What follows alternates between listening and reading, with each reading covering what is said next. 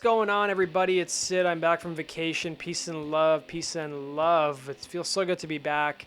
It's kind of funny when you're away on vacation and you don't really have internet access. You kind of feel like you've been gone for years, and then you come back and you read the forums and there's like all this news that broke. And I'm going to be covering that in a separate video, but I want to talk about my thoughts on this week's DLC, as well as give you my thoughts on what we're going to see in the coming weeks. And I want you guys to join in. Tell me what your thoughts are on this week's announcement and how the DLC release schedule is going to play out in the coming weeks. So let's talk about this week's release.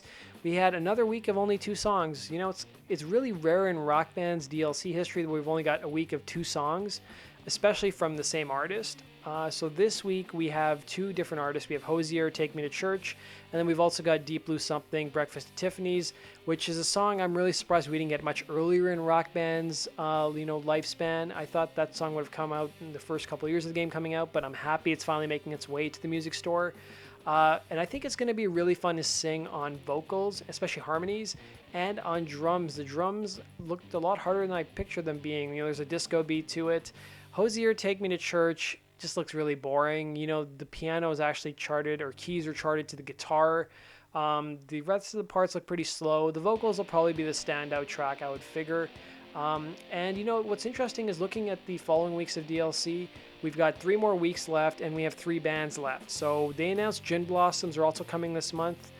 We've got Warrant, and then we've got Twisted Sister. I think Warrant and Twisted Sister are going to be probably released the same week.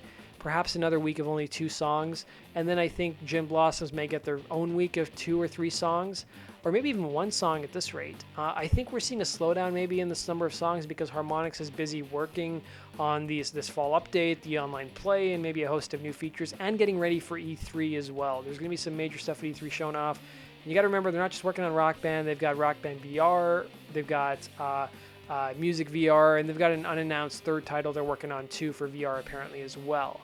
But those are my thoughts on this week's DLC and the rest of the month. I want to know from you guys, what do you make of this week's DLC?